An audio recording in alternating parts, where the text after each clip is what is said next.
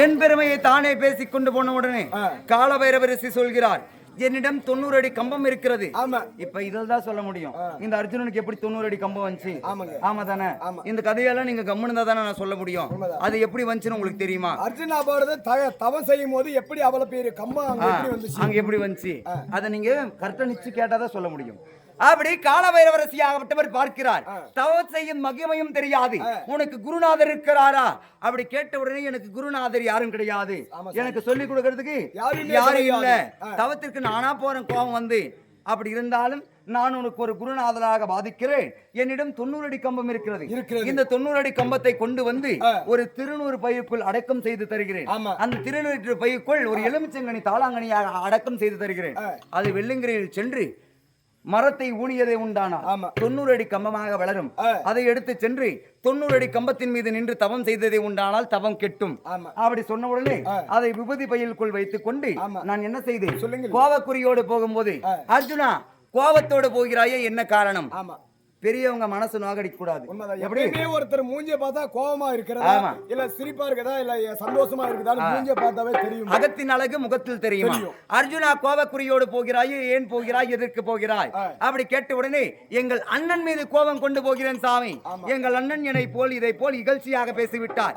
அப்படி சொன்ன உடனே இகழ்ச்சியாக பேசிவிட்டார் என்று சொன்ன உடனே அதற்கு அவர் சொல்கிறார், பெரியவர்கள் மனம் நொந்தால் பெருங்கடலிலும் ஒரு சொட்டு நீராயும் வெற்றிவிடும்.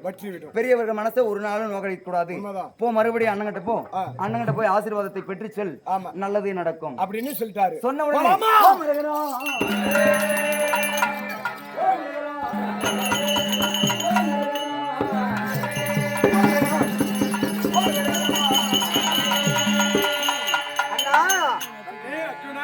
மன்னித்தேன் மறந்தேன் என்று சொல்லுங்கள் தமையரே. அண்ணா மன்னித்தேன்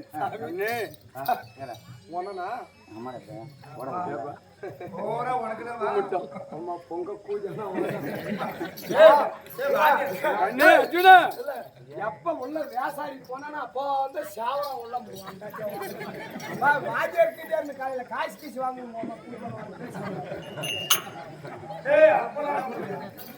அர்ஜுனா அண்ணா அப்பனைகள் அண்ணா சரணம் சாரண பண்ணான்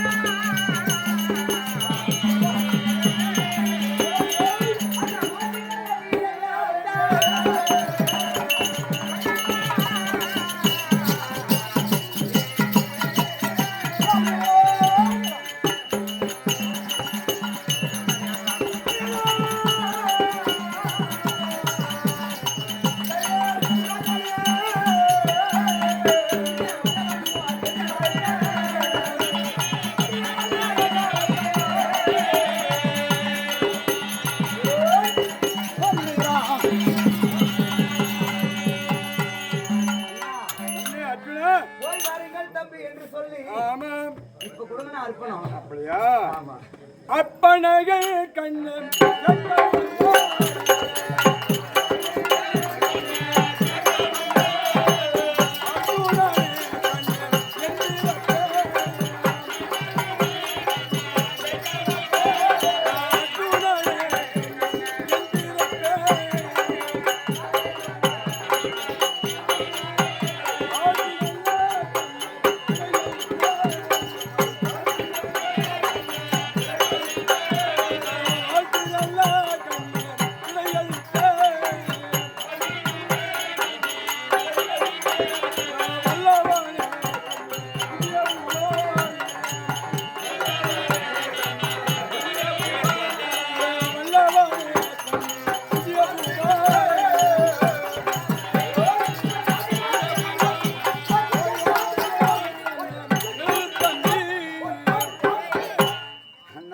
அர்ஜுனா, அண்ணா உன்னை வாழ்த்தி விலை அழைத்திருக்கிறேன். ஆமா. வெற்றியுடன் சென்று போய் வா கண்ணே. அண்ணா அப்படி எந்த போயிலும் கண்ணே.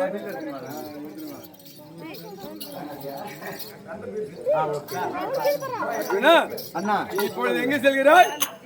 ஏய் தம்பிடே தவத்திற்கு போகிறேன் அண்ணா. தவத்துக்கு போகிறேன் ஆமா இல்லையா? ஆமா. தவத்துக்கு போகக்கூடியவருக்கு இந்த ஆயுதம் தேவையில்லை.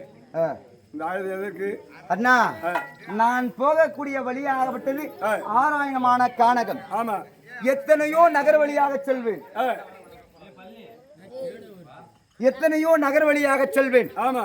எத்தனையோ வனவழியாக செல்வேன். செல்வாய். என் தற்காப்புக்காக ஆயுதத்தை கொண்டு செல்கிறேன். ஆமா கண்ணே, அண்ணா. அதாவது ஆமா. இந்த ஆயுதம் உனக்கு தேவையில்லை. ஏன்னா பாவத்துக்கு அஞ்சாது இல்லையா? ஆமா. ஏதாகிலும் இவனுக்கு எதிரே யாராகிலும் ஏதாகிலும் ஒரு கோபக்காரனுக்கு பாவம் செய்ய அஞ்ச மாட்டாய். அஞ்ச மாட்டாய். கையில் ஏன் வில்லம்பு? ஆமா. வேண்டாம் வில்லம்பு. இது தேவையில்லை. ஆகட்டும். அதாவது இதோ நான் சூடாமணி புத்தகம் தருகிறேன்.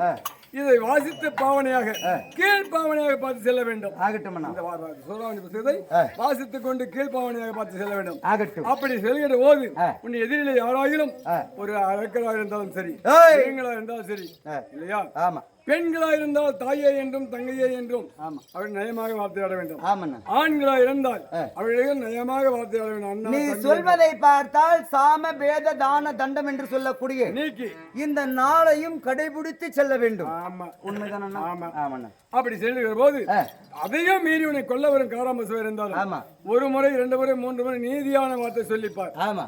அதையும் மீறி வந்தால் அதுக்கு ஒரு பிடி பாசம் காராம்பசுவர் இருந்தாலும் ஒரு பிடி பிள்ளை கொடுத்து அதை கொண்டு விட்டு போனால் தோஷம் கிடையாது. தோஷம் கிடையாது. ஆனால் வீட்டுடன் சென்று வா. இதோ தருகிறேன். ஆகட்டும். சூடாமணி புஸ்தகம். ஆமா கண்ணு. நல்லது. ஆகட்டும். சென்று வா. சென்று வா. ஏய் கம்மனடா நீ 3 மணிக்கு போறேன். மேல எங்க அண்ணன் பேசினாரு. ஏய் ஓ மரேரோ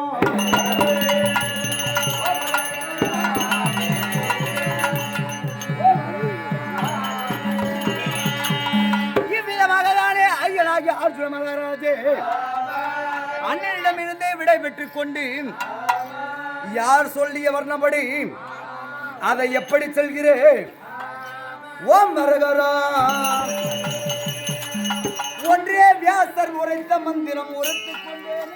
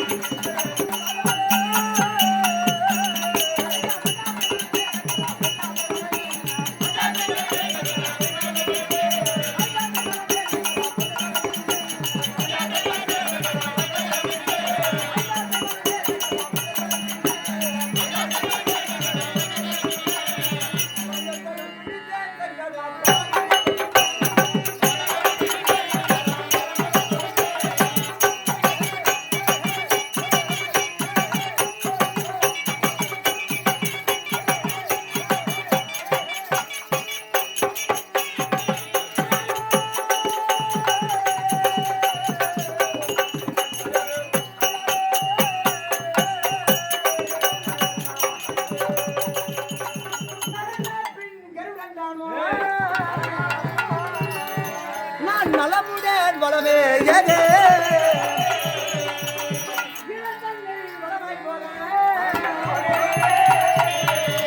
நான் எழில் மிக்க தவனே